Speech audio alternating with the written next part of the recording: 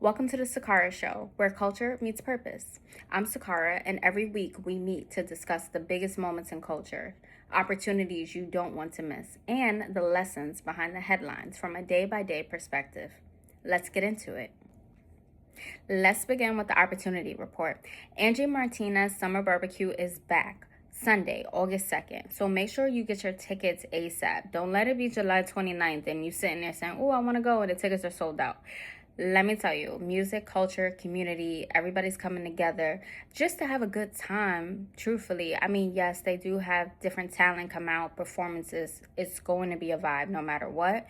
But it's more so about enjoying good energy and good people. And it's one of those things that come around annually. And I personally have missed it every single time. And I could tell from the crowd, from the performance videos, it's an event that you do not want to miss. So I'm telling you in advance because I'm going to get my ticket in advance. So I advise that you do too before everything is sold out, because I've had that happen to me before where I wanted to go, but the tickets weren't available. So I'm telling you, this is an opportunity to network, have a good time, have some good memories and experiences for summer 2026.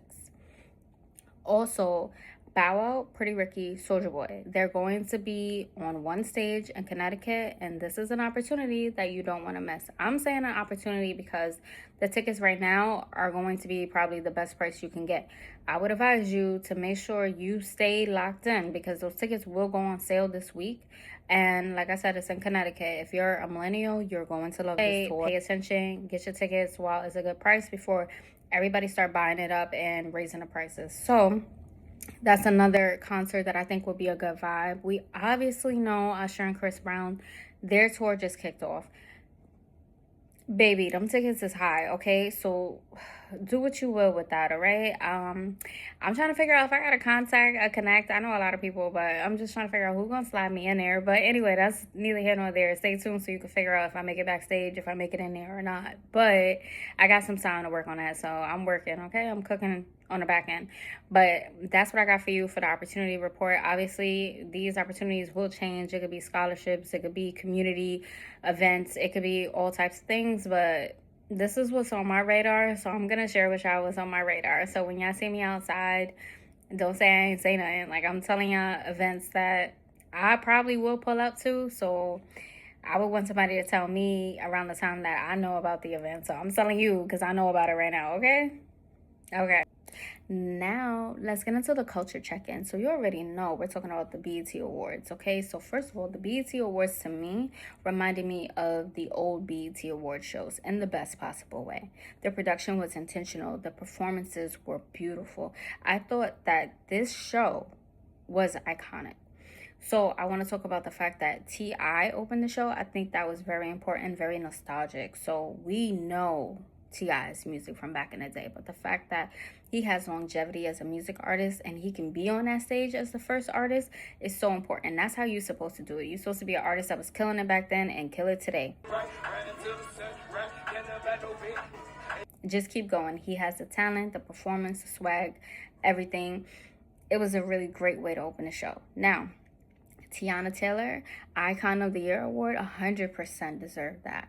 And it was beautiful to see, really. And for Janet Jackson to be the one that presented it, her reaction to Janet was so pure. You know, those tears.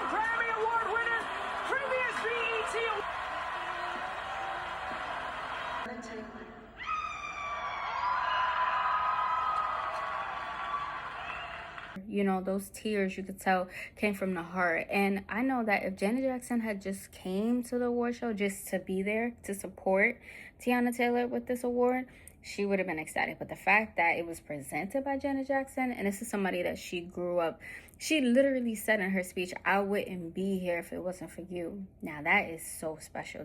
I don't think there's anybody better that could have presented that award. Plus, the way Janet is, so graceful, her voice, the way she carries herself, confidence, it was just a very special moment, and I think that BET executed that really well.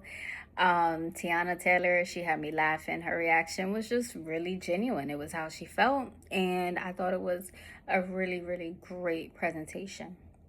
Lauryn Hill as well.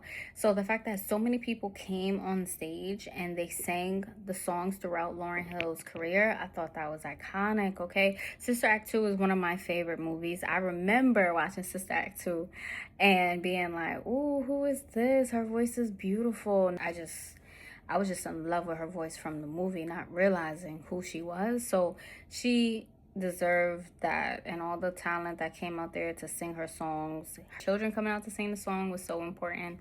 I thought this was like a really, really special moment. Now, speaking of Teyana Taylor and the amazing BET Award show, I want to talk about the day-by-day perspective and the lesson behind Teyana Taylor receiving the award for Icon of the Year. She also received 3 additional awards, which were the Fashion Vanguard, Director of the Year, and Best Actress. So she 1,000% deserved that. But I think what's more important is that people don't only celebrate the destination, but they celebrate the process. So she said in her speech it took her 20 years. This wasn't an overnight success. So she deserved that. She danced, she sang, she acted, she choreographed, she directed.